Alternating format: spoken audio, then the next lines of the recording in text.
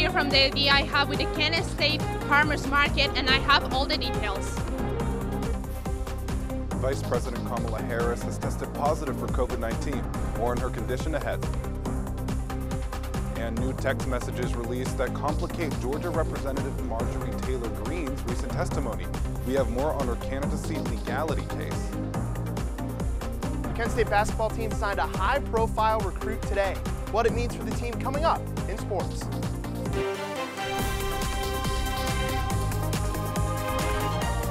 This is TV2 News.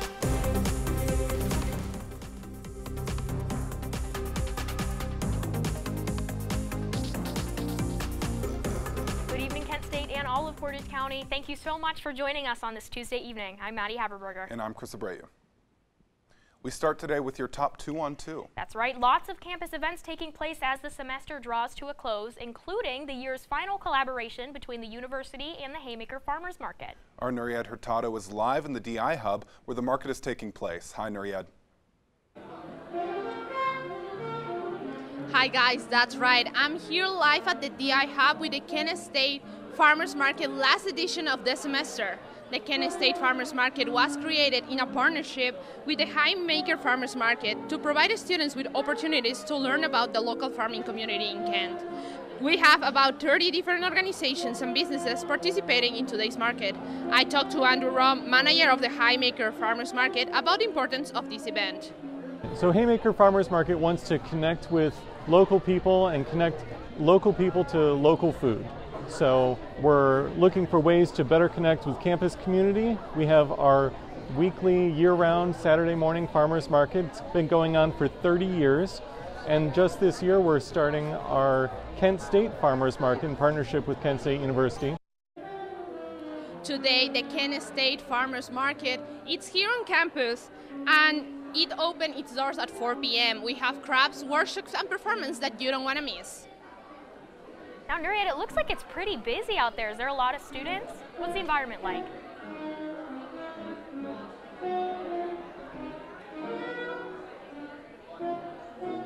Yes, Maddy, it looks like people got really excited about the Kent State Farmers Market being here on campus today, that we have students buying and supporting local businesses that are supporting the community.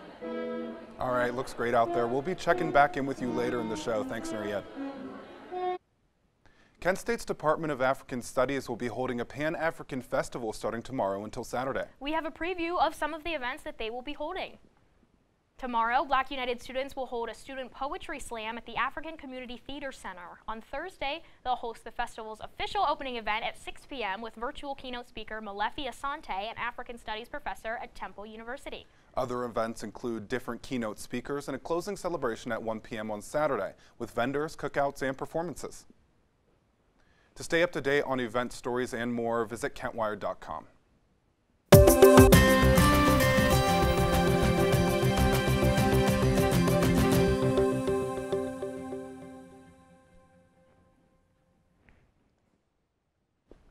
The National Weather Service confirmed that an EF0 tornado touched down in Eaton Township in eastern Lorain County this afternoon at 2:19 p.m. The tornado had estimated peak winds of 80 miles per hour. It caused damage to several industrial buildings and vehicles just south of Ohio State Route 82. There were no injuries or fatalities. Now, we didn't have any tornadoes in Kent or anything like that today, but it was just plain ugly out. Just plain ugly. Yeah, so definitely wasn't too happy Della, outside. is it going to be like that all week? No, it is not, thank goodness. It is April, and there's rain and there's clouds, but the sunshine is on the way. But right now, we'll look at what we have going on here in Kent. 47 feels like 43, a little cooler because of that wind. We're sitting at 12 miles per hour, which is a little above average, but that's okay. Nothing we can't handle. So we'll take it now to Northeast Ohio in case you plan on going out tonight. So cooler on the lake as usual, Sandusky, Cleveland, Ashtabula, but we're all sitting around those upper 40s. Youngstown and Canton at the warmest with 49s, but the rest of us are straight chilling. So it's going to be beautiful. And for our families at home, we're going to take a look at all of Ohio. So Cincinnati at 56, Athens at 55, Steubenville at 55, super warm down in that lower part of Ohio. Columbus at 51, Dayton at 53, Lima at 46, and Akron at 48. So far, a really beautiful night. Cloudy, a little chilly, but nothing too terrible. So you can leave your coat in for now. A light sweater will get it done. And that's all I have for now, but later I will catch you in the show for the sun we have coming up next week. Thanks, Della. Looking forward to it. Ohio Governor Mike DeWine and Lieutenant Governor John Husted today awarded more than $60 million in funding to help local communities clean up dozens of contaminated properties and make way for future economic development. As part of the new Ohio Brownfield Remediation Program, the Ohio Department of Development is providing funding for 78 projects, including approximately $54.8 million for 37 cleanup projects and $5.5 million for 41 assessment projects. These projects will impact communities in 35 counties across the state. Kent City Council approved fast-tracking the annexation of a former golf course in Franklin Township into the city. Residents in the nearby River Bend subdivision held a meeting with the city's planning division to find out what the Davy Tree Expert Planning Company plans to do with the property. The company says they plan to build a science and learning center using the wetlands and trees on the property. Other projects include a laboratory, climbing gym, and research facilities. Voters in Aurora could see 2 rezoning issues on their ballots this November. One request seeks to rezone more than 7 acres on Maple Lane Extension from planned community shopping to residential senior housing. The other issue would allow for an approximately 100,000 square foot industrial building to be built across from Aurora Industrial Parkway. Should the Aurora City Council approve the measures, they will appear on the November 8th ballot. A Summit County Sheriff's Office deputy injured their ankle while responding to a call on the highway. A motorist vehicle was coming right towards her when she was outside her vehicle investigating an abandoned car in a construction zone. The construction meant that the pull-off lane was closed, so she had to dodge the vehicle, injuring her ankle in the process. There is no description of the vehicle, and police say they are still investigating the incident. A Cuyahoga Falls man has been arrested after being accused of stepping on the neck of and fatally stabbing his pit bull Goliath. Daryl F. Vinson was ordered to be held in the Summit County Jail while awaiting further legal action. He was charged with felony cruelty to companion animals. Vinson was unable to post bail and was ordered not to possess any animals following future proceedings. The majority of Americans have antibodies against COVID-19. More on the increase. Sunny, welcome to springtime in Ohio. We'll check it out coming up. This is Portage County's TV2, broadcasting from the campus of Kent State University. Streaming online at kentwired.com.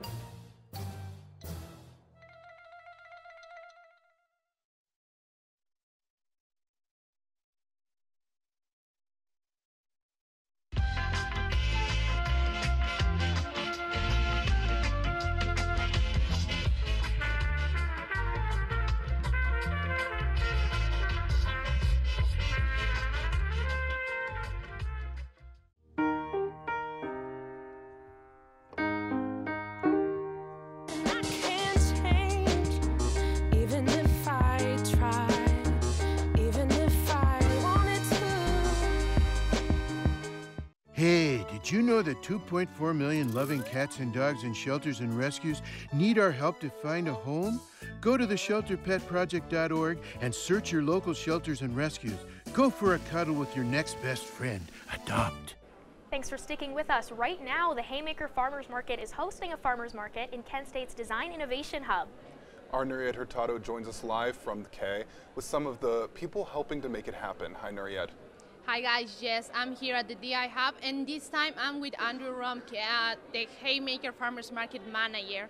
So, how are you feeling about this event here in Kent campus? This is a fantastic event. Haymaker Farmers Market is so glad to be here and partnering with Kent State University for the Kent State Farmers Market. We've had a lot of students, faculty, staff come in and shop with our vendors. We have about 20 vendors here today. Mm-hmm. And what kind of vendors can we find today here at the event? We have fresh produce with mushrooms that are also being sampled from culinary services. They've created some delicious things, and there's a contest with the Chefology program. We also have microgreens, maple, honey, jams, fresh breads, teas, baked goods, all sorts of treats here. And you can find all these vendors and more at our Saturday morning market, downtown Kent, which runs year-round, 9 to 1. Thank you so much, Mr. Rom. This is all we have for you today, but don't go anywhere. The Kent State Farmers Market is going to be open till 7 p.m. and you don't want to miss this last edition of the semester. Reporting for the last time this semester for TV2 News, I'm Nuried Hurtado.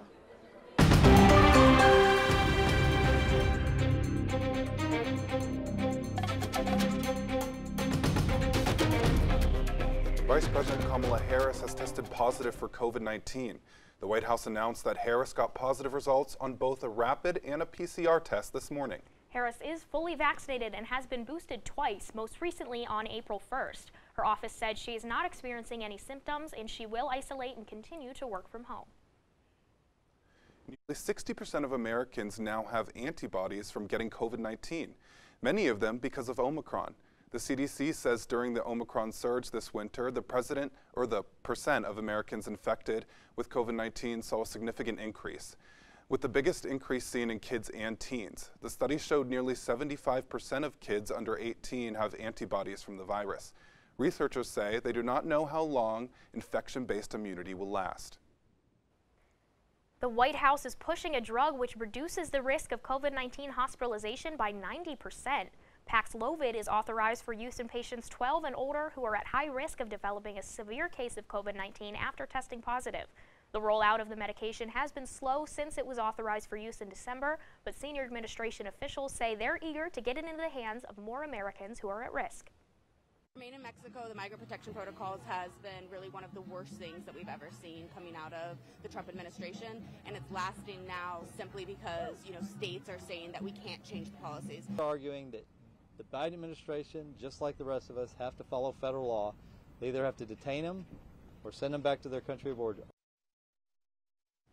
The Supreme Court heard oral arguments today in a case that could determine whether the Biden administration can terminate the so-called Remain in Mexico policy, a rule implemented under Trump's presidency that requires migrants arriving at the southern border to wait outside the U.S. for their asylum hearings. Now, the Justice Department asked the Supreme Court to intervene in the case, arguing that the executive branch has broad authority to rescind policies enacted by previous administrations. The hearing continues this week. President Biden is taking his first actions on clemency since entering the White House, pardoning 3 people and shortening the prison terms of more than 75 people today. Officials say the president believes too many black and brown Americans are serving unduly long sentences for drug crimes. The pardons and commutations are part of a broader White House effort to make the criminal justice system more fair. New text messages from Representative Marjorie Taylor Greene surrounding the 2020 election are drawing attention to recent court testimony, in which the Georgia Republican said she did not recall any involvement in efforts to keep former President Donald Trump in office. Texts obtained by CNN say she texted White House Chief of Staff Mark Meadows about using martial law to keep President Joe Biden out of office. This new information came out as the legality of Greene's candidacy is being questioned in Georgia courts.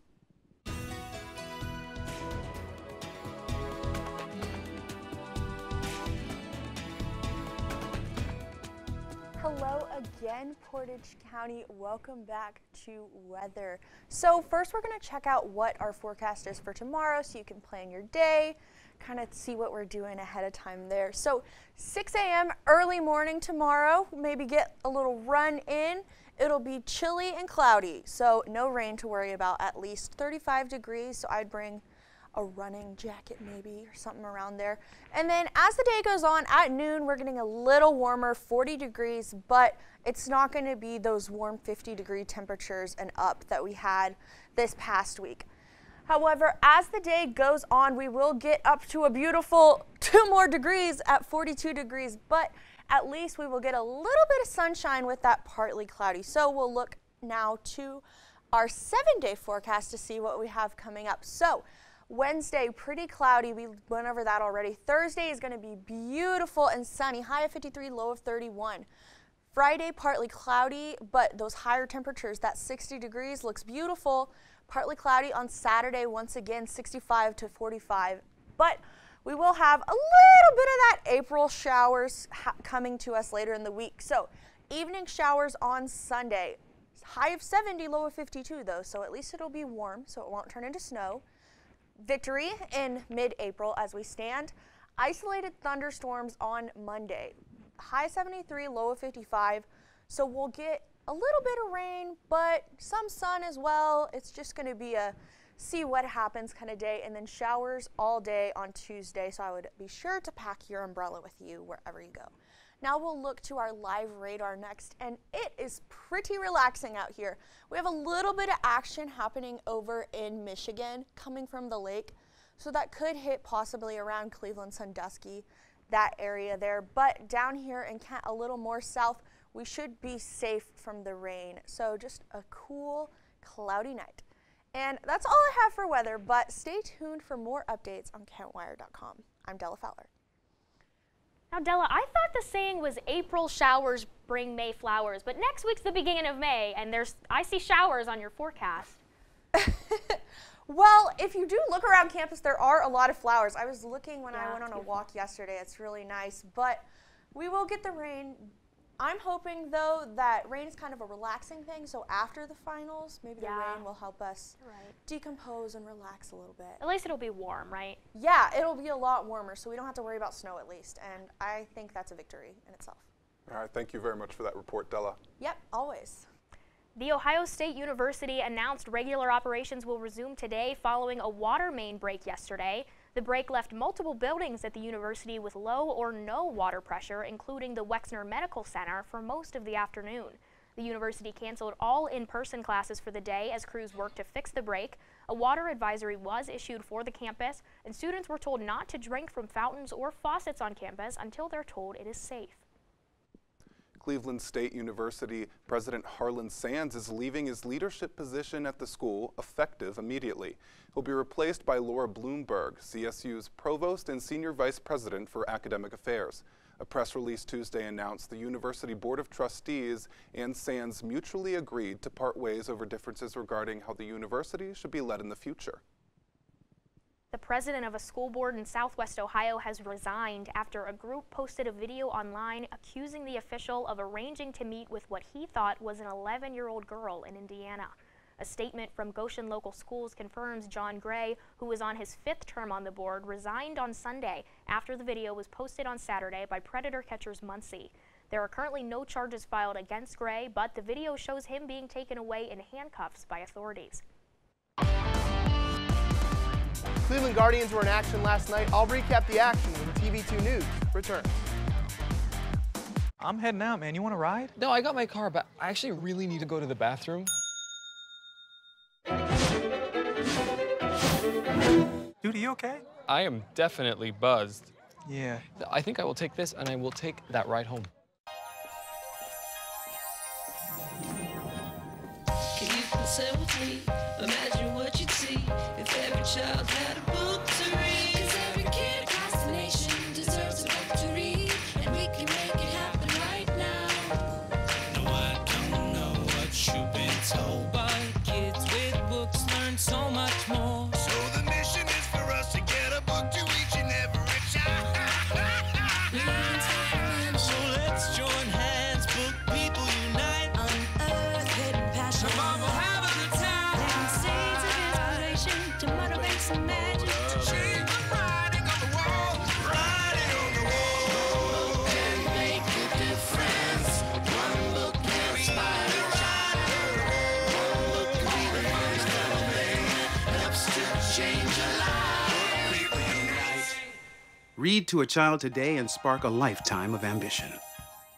And now, your TV2 Sports Report.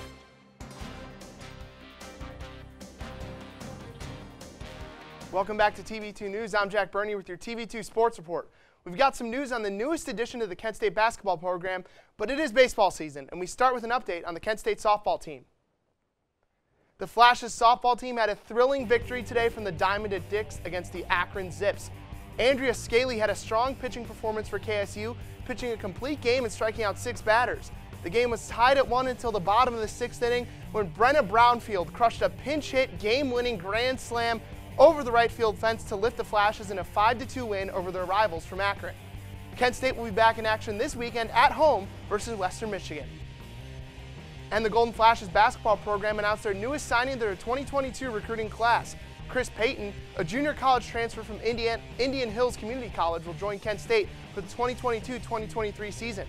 Coach Rob Senderoff said, quote, "He's a great athlete and a versatile front court player. He fits our mold, and I think he will have a big impact for us." Payton averaged 12 points and 8 rebounds last season for Indian Hills and will look to make an impact on Kent State's roster this winter. And the Cleveland Guardians were in Anaheim last night against the Angels. The Guardians are trying to snap their 3-game losing streak. Let's go to sunny LA and see if they could get it done. Guardians, Angels picking things up, bottom of the 5th, scoreless here. Taylor Ward's going to hit one deep to right center, and that ball is gone, or is it almost caught by Miles Straw? It would be called a home run. We're going to get a look at that replay there in a minute, but Taylor Ward's home run gives the Angels a 1-0 lead. In order to be a home run, it has to be over the yellow line, and as we're going to see a replay here, it was over the yellow line, off the fence, just out of reach of Guardians center fielder Miles Straw. But the Guardians will try to get back in it as Ahmed Rosario hits one deep to left field. That ball is almost out of here, but off the top of the wall. Ahmed Rosario is going to pull into second with a leadoff double. The Guardians trying to tie or take the lead. They would have a chance. First and second, nobody out, but Franmil Reyes swings and misses. He strikes out, and he breaks his bat. In frustration, he couldn't get the run home, and neither could Josh Naylor. He's going to ground into a 4-6-3 double play to kill the rally and the Guardians' scoring chances. And in the bottom of the 7th, Taylor Ward, he hit a home run earlier. He hits one here. That ball is gone. Taylor Ward's 2nd home run of the night gives the Angels a 3-0 lead. They would go on to win 3-0, and the Guardians lose their 4th straight game. But don't worry, the Guardians will be back in action tonight at 9:30 against the Angels, and you can catch the action on Bally Sports Ohio. That's all I have for sports. I've been Jack Berney, and for the last time this semester, stay classy, Portage County. Now tonight's show is some of our TV2's final newscasts, mine included. We'll give our goodbyes to Kent State and TV2 when we return.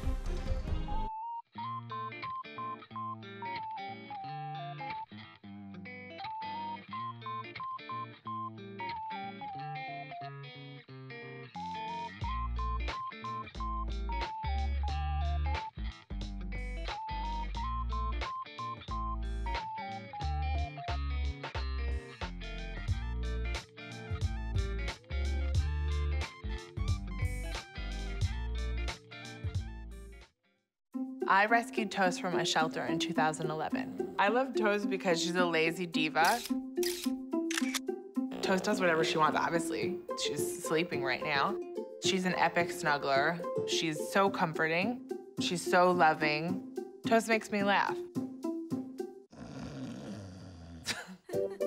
When I walked into the shelter, I knew right then that she was special.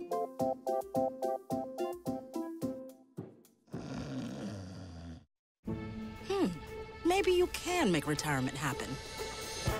After all, you made home ownership happen. Homeschooling yourself on loans, beefing up your credit score. So I'm pre-approved. You were like, yes! Sorry. Color coding listings, ticking boxes, and flushing every toilet in a 20-mile radius. Home sweet home. You aced house hunting. Now get the tips you need to get on track at aceyourretirement.org. Tomorrow's news leaders. Today's top stories. From an award-winning student newsroom. This is TV2 News, truly Portage County. Welcome back. Northeast Ohio's own Emerson Flora got America's vote to continue on American Idol last night. The Walsh Jesuit student advanced through 2 rounds of the competition singing show this week, making it from the top 14 to the top 10 contestants. Judge Lionel Richie said Flora gave a, quote, all-around perfect performance of Billie Eilish's Lovely. Catch Emerson back on the Idol stage on Sunday at 8 on ABC. Kent State graduate John Delancey not only has a lot of experience in film and theatrics, but also landed an iconic role for appearing in 6 episodes in the Star Trek series as the character Q. Q is a godlike being from the series that is described as malevolent by showrunners and has been loved by fans for over 30 years, and now the character will be making a return to the series. Lancey says he is excited to return to the iconic show and is grateful for the support fans continue to give him. Now I'm a crier, so buckle up. When I came to Kent State from my small hometown outside of Pittsburgh, I was a scared little freshman desperately trying to find somewhere to fit in. I started my TV2 career in fall 2018 as a flashcast anchor alongside the wonderful Kimmy Daniels, and from the very first show, I knew that I had found my home for the next 4 years. I've held just about every position possible in TV2, from being an anchor to reporting to producing to the occasional stint on camera crew, and I've spent the last 3 years managing TV2 and Kent Wired's digital and social media teams. Follow us at Kent Wired. I can't count how many hours I've spent in this studio and up in the newsroom putting shows together, creating content, and also doing cartwheels and singing and laughing with some of my favorite people in the world. I got to tell so many awesome stories, from riding with Lordstown to free tacos at Barrio's grand opening to the Democratic debate in Columbus. TV2 gave me my very best friends, so many incredible experiences and skills and memories that I will carry with me forever. Thank you to Shane, Alex, and Eli for their leadership this semester. Thank you Della, Nuried, Gabby, Gabe, Jack, and anyone else I've gotten to share the air with over my time at TV2. It's been so much fun. Thank you to Sue and Gretchen for absolutely everything that they do for us. Thank you to Ben, Connor, and Rachel for sticking through with me all these years. We finally made it. Thank you to our awesome, awesome tech crew. Thank you, Kyle, for whispering in Chris and I's ears the whole show and trying to mess us up. See you at dinner. Thank you to my mom, dad, brother, sister, and roommates for watching almost every week. And of course, thank you to my co-anchor, Chris, behind the desk and everywhere else. I'll be starting my professional career remotely from right here in Kent as a social media producer for NBC Universal, working on Chrisley Knows Best and Growing Up Chrisley. If you know me, working for NBC has been my biggest dream for as long as I can remember, and I never would have gotten that chance if it wasn't for TV2. I will forever be grateful to Kent State and this organization for helping grow that scared little freshman into someone that I hope can make this place proud. Thank you so much to everyone for everything. I knew it. I knew I wasn't going to make it through without crying. I was so close. How dare you do that before you knew we had to chat after? I know. What's your favorite thing that happened this semester? My favorite thing this semester, honestly, I would say we've always had pretty fun chats. There's a lot of, I mean, I'm with Maddy every second, so. Yeah, what we do on the desk here every week is what we do in the car on the way home and at home all night and every day of the week, so I'm so glad that Portage County got to witness that for so long.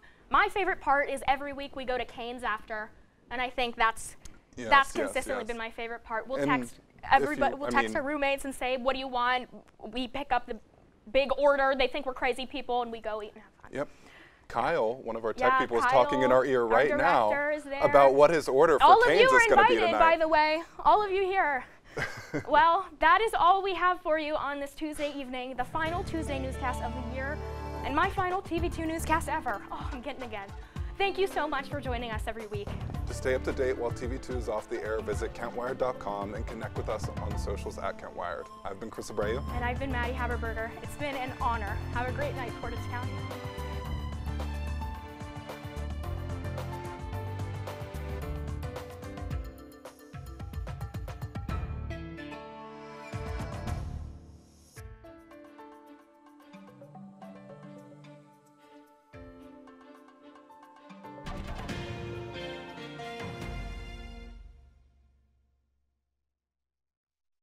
So, I just moved in with this family, and it's embarrassing. The little one, he likes to go outside and crawl around in the giant litter box.